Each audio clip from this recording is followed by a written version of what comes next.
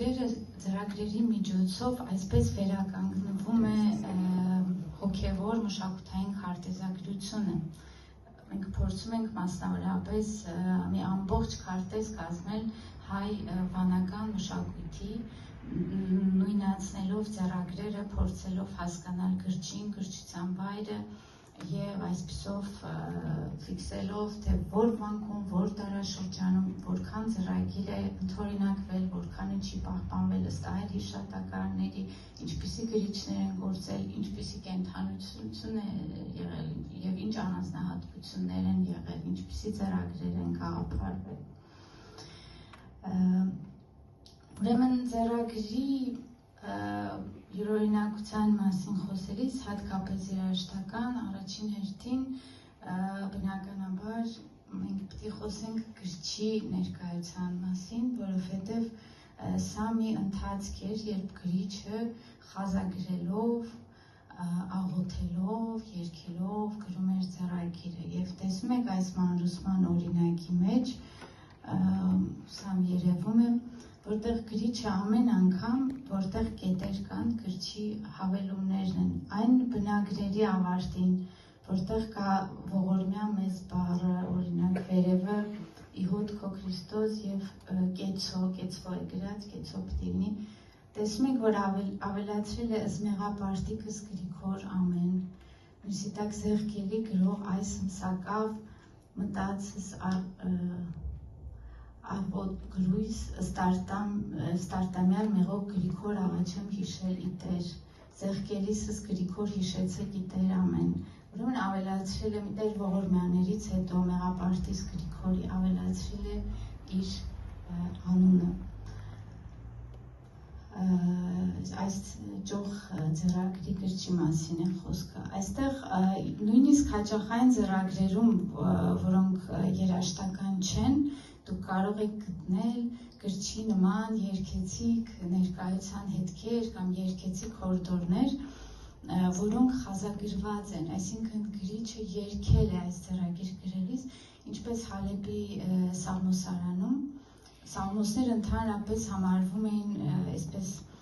համապարփակ աղոթագիրք էր համարվում, որ մարդու այդ բոլոր տառապանքների, ապաշխարության ուղիների միշտեմարան է, եւ տեսնում ենք, որ ասենք օրինակ դատարային Աստված իմ Սաղմոսի տակ գրիչը գրել է դատաստան քո Աստված լիապես դատի եւ հետո տեսնում եք խազերը ուրեմն եկայք ցնծածուկի տերի տակ գրել է դու ջանես առնել եւ ոչ կարես կատարել, այսինքն այդ ցնծության մեջ մտնել աստվածային խոստովան եղեցու կամ օրհնեցեքի միջև կտանես դու փութով որում ցանկաս Աստուծով, վայի մասնիկը ջնջվել է պարզապես, այսպիսի աղոթքին Սաղմոսի անփոփոխ և սրբազան բնագրերի մեջ գրիչը ներհյուսում է իր անձի մասին վկայությունը, իր անունը, իր աղոթքը, այսպիսով ինքն էլ մտնելով այդ բնագրի մեջ և ամեն ընթերցողի հետ ինքն էլ այդ բնագրերի հետ վերարծարծվելով, նորից ընթերցվելով մտնում է այդ անջնջելի տիեզերական հիշողության, աստվածային կեցության տարածք սրբազան։ Այս տեսակետից շատ կարևոր է, որ նաև այս հիշատակարները գրում են հատուկ երգերի ժամանակ, ասենք, երբ խորան մտնես, գրիչը ասում է հիշիր ինձ, այսինքն ամեն անգամ այս ձեռագիրը ստացողը, ձեռագիրը գրվում էր որոշակի անձի համար, ամեն անգամ այս անձը ձեռագիրը կարդալիս ուզեր թե չուզեր ծեսի այդ պահին հիշելու էր նաև գրչին եւ մասնակի իսկ գրիչը կարող էր արդեն ողջ լինել մինչեւ երկրորդ գալուստը Քրիստոսի, ուրեմն պիտի իր ինքը անդադ հիշեր եւ վերարծարծվեր այս ծեսերի ժամանակ, կամ ասենք մարտիրոսների կանոնին նվիրված ճակատազարդում տեսնում ենք գրիչը էլի այդ ճակատազարդի կողքերը թողել է իր անունը, ասես փորձելով այդ մարտիրոսների բարեխոսության շնորհի մեջ մտնել, այդ սրբազան տարածքը։ Նույնը տեսնում ենք անպայման, երբ խոսք է գնում հարության, հառնելու Քրիստոսի հարության մասին, անպայման հաճախ հայտնվում են այս հիշատակարանները, գրիչը մտցում է իր անունը կամ այն մարդու անունում համար այս ձեռագիրը արտագրել է, որովհետև բնագիրը ինքը կենդանի հարակա շնչող մարմին է, սրանք ծիսական ձեռագրեր են, ամեն օր վերարծարծվող եկեղեցու, ինչպես պատկերացում էր Քրիստոսի մարմնում հնչող կենդանի բնագրեր են, և որի մեջ մտնում էր և բնագիրը արտագրողի անունը։ Եվ այստեղ ևս տրմբացիկի արարողության խորհուրդը գիտենք, այսօրան այդ հիշում էր, երբ պետք է որ ունի արքայություն մտնելու խորհուրդը և էլի գրիչը ասում է ինձ էլ հիշեք այդ արարողությունը անելիս, շատ հետաքրքիր է, որ տոնացույցների մեջ է, անգամ որ ուղղակի ցուցումներ է պարունակում տոների, այս կամ այն տոնի հետ կապված դարձյալ մտցնում է հիշատակություն։ Երկրորդ հետաքրքիր շատ առանձնահատկությունը մեր գանձերի մեջ է առկա, որովհետև գանձերը ընդլայնված շատ քարոզներն են և բանական մշակույթի առանձնահատկությունն են, որովհետև սրանք երկար մեկնություններ, ներբողներ, բացատրություններ, խրատներ էին, որոնք երկվում էին։ Եվ այդ երկար տներից հետո ամեն անգամ վերադառնում և նույն դարձ հորդորներ ասում աղոթելու և ներկաներ ասում են Տեր ողորմյա, այսինքն այս ամբողջ պատմությունը, մեկնությունը և այլն, այս մեծ լայնույթը մտցվում էր ապաշխարական ընթացքի մեջ, շատ երկար բնագրերը, և ահա սրանք բոլորը ավարտվում են ողորմյաց մեծ Տեր Աստված մեր մեծի ողորմությամբ, և սա հնարավորություն է տվել, որ վերջում գանձերի շատ գրիչը մտցնի իր անունը, հետագա երգողի անունը և խազագրի նույն խազագրությամբ ինչ գանձ, այսինքն դա երգվում էր նույն կերպ, ինչ երգվում էր գանձը, այսինքն ստեղծագործողը, այդ բնագիրը ստեղծողը, այսպես արդեն դառնում էր իր ստեղծագործությունը մտնելով իր ստեղծագործության մեջ և մաքրագործվելով այլևս միշտ հարակա հնչելով իր ստեղծագործության միջոցով և նաև հետաքրքիր են հիշատակարանները, գիտենք, որ ձեռագրեր ունեն հաճախ հիշատակարաններ, որտեղ գրիչը դարձյալ այդ նույն հավատամքով բնագրի մեջ կայանալու, մտցնելու իրեն աստվածային բնագրի մեջ թողնում է իր մասին հիշատակություններ, խնդրելով, որ մենք աղոթենք իր հոգու փրկության համար, մինչ երկրորդ գալուստը Քրիստոսի, և այս հիշատակարանները ևս հաճախ, ինչպես տեսնում եք այստեղ, առանձին բառեր, հատկապես փառքերը, այդ սկզբի երրորդության բանաձևը խազագրվում են, այսինքն դա էլ էր երգելով գրում, առհասարակ, եթե նայենք երաժշտության, էության տեսակետից, գրեթե բոլոր ձեռագրերը երաժշտական են խորհրաշ, որովհետև անգամ ավետարանները երգվող, առոգանվող բնագրեր էին և այնտեղ ոչ միշտ, բայց հաճախ անգամ հատկապես վասպուրականի ավետարաններում տեսնենք, որ ինչ-որ խտացման բայրի դրված են խազեր, այսինքն շունչը, երգեցողությունը միշտ ուղեկցում էր բնագրին։ Երկրորդ առանձնահատկությունը անշուշտ ձեռագրերի ներքին հարդարանքն է, որը սոսկ զարդարանք չի, դարձյալ պետք է հիշենք և հաշվի առնենք, որ ծիսական բնագիրը մեկ անգամ ընթերցվող գիրք չէր, ում համար որ գրվում էր, սա դառնում էր այդ անձի անբաժան ուղեկից ամենօրյա աղոթքների, լինի գանձարան, լինի ավետարան, այսինքն այս պատկերներն էլ դառնում էին որոշակի կայուն տեսիլներ իր կյանքում, որոնք իրեն ուղեկցում են, և այս տեսակետից գիտենք, որ հատկապես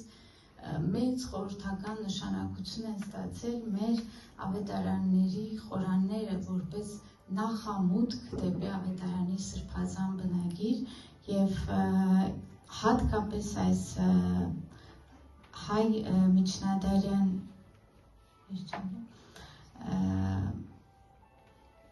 ծրագրերում շատ խորհրդական զարդերով են զարդարվել այս մուտքերը, որով պետք է, ինչպես Շնորհալին է ասում, այս խորհուրդներով, սրանց հայելով, ինչպես Սիոնի ստորոտում էին շրջում իսրայելացիները, հետո մտնենք աստվածային մեկի մեջ, ավետարանների ընթերցանության խորհրդի մեջ։ Ես փորձել եմ պարզապես այս որպես մուտք այս աշխարհ բերել ամենագեղեցիկ մուտքերը ավետարանների, որտեղ միշտ թռչունները տեսնում են, որ խորհրդանշում են ոգեղենացումը, երկնային էակ դառնալը, հաղորդը միշտ հայտնվում է վերը հաղորդության սկիհի կողքը, հաղորդությունից հետո ոգեղենանալով կամ սնվում են աստվածային ողգույզով, այս էակներին շատ ենք հանդիպում մեր երաժշտական ծրագրերում։ Այս պատճառով ես օրինակները բերել եմ նաև ավետարաններից և որոշակի ընթացք են անպայման ցույց տալիս այս խորանները։ Օրինակ այստեղ տեսնում եք, որ հուշկապարիկը մարդաթռչունը գլուխը խոնարած փնտրում է ինչ-որ բան ներքևում, բայց ներքևում չկա ոչինչ և այսպես ոճավորված վեմ է։ Վերը կա ոսկեգույն հառնած թռչուն։ Սա խորհրդանշում է այդ աշխարհների միավորումը Քրիստոսի մարդեղացմամբ, որովհետև կարող եք տեսնել, որ շատ հետո չհաջորդող խորաններում հայտնվում է այդ կարմիր թռչունը վեմի մեջ, կարմիր զոհաբերության գույնով, որ կանչում է վեմից և իր վերը Փյունիկն է, հարության հառնած խորհրդանիշը, և դարձյալ նույն մարդաթռչունը կանգնած, որ ցույց է տալիս այդ անցումը երկու աշխարհների մեջ, այսինքն գիտենք, որ Քրիստոսին փնտրում են ամենաստորին վայրերում, իր վեմի մեջ նա արդեն հարություն է առել և կա որոշակի անպայման ընթացք, տեսնում եք, որ դեմքը կիսատ է, մինչև խորանի ամենավերջում մարդու դեմքը, արդեն աստվածակերպ մարդու դեմքը ամբողջանում է խորանի մեջ Քրիստոսի երկրորդ գալստյան ժամանակ։ Խորանները գիտենք, որ ցույց էին տալիս աստվածային սկիզբը, հետո ընթացքը, ամբողջ ճանապարհը մինչև Քրիստոսի երկրորդ գալուստը և ընդհանուր եկեղեցու հաստատումը։ Եվ կենդանիների առատությունները ցույց էր տալիս այն, որ ողջ արարչությունը մարդու հետ միասին պետք է մաքրագործվի և մտնի այդ նոր արարչությունից։ Սա արտահայտված է խորանների մեկնություններում։ Նույն խորանաձև մուտքերը նույն այդ թռչուններով հաղորդության սկիհի կողքը առկա են և երաժշտական ձեռագրերում։ Ցավոք սրտի շատ վնասվեց, բայց ամենահետաքրքիր օրինակներից մեկը տեսնում ենք այստեղ մանրուսման ձեռագրի սկիզբն է, որ նաև հետաքրքիր է երաժշտության փոխանցման և ուսուցման տեսակետից։ Տեսնում ենք ներսեր Շնորհալինը և ասում է ուսումնասեր տղա է, դիմաց է և վնասված նկարից, այնուամենայնիվ տեսնում ենք, որ ձեռքին կա այսպես գալարափաթեթ, որի վերը գրել է առաջին ինչ-որ մի բառ, հավանաբար հիշեցուցը, որով միշտ բացվում են Շնորհալու երգերով մանրուսմունքները։ Եվ ուրեմն Շնորհալին գոնե այդ ավանդույթի մասին ենք իմանում, որ բերանացի երգեցողությամբ արտագրում էին գրիչները այնինչ երգվում էր, իսկ երկրորդ արդեն ձեռագրի կեսից մենք տեսնում ենք, որ Շնորհալին լսում է ուսուցիչը, իսկ աշակերտը, որ արդեն նաև սրբի այդ լուսապսակով է, արդեն ավելի նոր, ասես մակարդակ է հոգևոր երգեցողության, ինքը գրքից երգում է ուսուցչի համար։ Ուրեմն ես կուզեի մի քանի լուսանցազարդեր ցույց տալ ուղղակի բացատրելու համար, որ իսկապես սրանց ոչ մի դետալը պատահական չի գրեթե միշտ ձեռագրերում եւ ամենահեշտը սրանց օրինակները ցույց տալն է ավետարաններից, հետո երաժշտական ձեռագրերից կասենք, տեսնում եք աչքերը փակ, ուրեմն միշտ մարդաթռչուններով են պատկերվում, որովհետեւ մարդաթռչունները նախ մարմնի հառնումն են խորհրդանշում հարությունից հետո երկու աշխարհների միավորումը Քրիստոսի մարդեղացմամբ երկնային եւ մարդկային խորհրդանիշը շատ համապարփակ է։ Այս դեպքում շատ հայտնվում են բժշկության տեսարաններում, ավետարանների։ Այստեղ տեսնում եք փակ աչքերով բուժկապարիկ, որովհետեւ Քրիստոսը ույրի բժշկության տեսարանն է պատմվում բնագրի կողքը։ Այստեղ երկու միավորված մարդաթռչունները հայտնվում են ավետարանի այն մասում, որտեղ Քրիստոսը, տեսնում եք, պոչերով միացել են եւ գլուխներով միացել են եւ իրենցից նոր կյանքի, այսպիսի նոր ոճավորված բնություն է դուրս գալիս։ Բուսական խորհրդաբանություն, այստեղ Քրիստոսն ասում է այրուկին մի մարմին, այս գլխում այդ խոսքերն են խորհրդանշում։ Դարձյալ կույրի բժշկությունն է, տեսնում ենք փակ աչքերով։ Այս պատկերը խոնարհված կնոջ մարդաթռչնի արյունահոսող այդ կնոջ բժշկության տեսարանի կողքն է, երբ գիտենք կինը խոնարհվում է գաղտնի եւ դիպելով Քրիստոսի քղանցքին եւ բուժվում է։ Ձեռքը պարզած հուշկապարի մարդաթռչունը կոսացյալ ձեռքով հիվանդի բժշկության տեսարանում է։ Այստեղ Քրիստոսը ինձ մոտ եկեք բոլոր ծարավածները դեպիս ջուր կտամ ձեզ։ Ես ուսամ նկարները երևում են քիչ թե շատ։ Դարձյալ կույրի բժշկության տեսարան, այս սոսկումի արտահայտությունը հայտնվում է Քրիստոսի խաչելության տեսարանի կողքը եւ այս դարձյալ սոսկումի այս արտահայտությամբ երեք մարդաթռչունները երեք աշակերտներն են, որոնք տեսնում են Քրիստոսի պայծառակերպությունը։ Այստեղ Քրիստոս իր աշակերտներին ասում է ուղարկում եմ ձեզ ինչպես ոչխարներ, գառնուկներ գայլերի մեջ եւ տեսնում ենք գառան մարմնով մարդու գլխով էակ։ Սրանք արդեն դուք երևի ենթադրում եք հաղորդության պատկերների կողքն է, հավանաբար Հուդան է, քանի որ կիսադեմը ավելի սպառնալից է երկուսի դեպքում։ Այստեղ երկու թռչունները այն տեսանում են, երբ Հովհաննես Մկրտիչը ուղարկում է իր երկու աշակերտներին Քրիստոսին հարցնելու դու ես նա ում փնտրում ենք եւ տեսնում են, որ միացած են սրտով երկու աշակերտները կոկորտներով, այսինքն ապրում են մի խոսքի, մի իմաստի մեջ եւ իրենց բերակտուցներով արտաբերում են նույն ուրեմն իրողությունը։ Այստեղ Քրիստոսի խոսքերն են, որ պետք չի թաքցնել լույսը, ճրագը մահճի տակ, այլ պետք է վառ տեղում դնել։ Եվ ամենասիրած իմ պատկերը, տեսնում ենք մեծ թռչուն, որի ետևում կանած է փոքրիկ թռչուն եւ ասես կտցով փորձում է աչքից ինչ-որ բան հանել։ Սա Քրիստոսի խոսքերն են, երբ ասում է ուրիշի աչքի, քո աչքի գերանը չես տեսնում, ուրիշի աչքի շուռն ես տեսնում, եւ այս փոքրիկ թռչունը այդ ասես ամբարտավանության արտահայտությունը լինի։ Եվ անշուշտ Քրիստոսի պատկերները, գիտենք Մարգարեի խոսքերը, որ ասում է երկնքից արեգակի պես իջնում ես, այստեղ Քրիստոսը արեգակի գլխով է, այլուր երկու գլխով է, որ մարդու եւ աստվածության միավորումն է։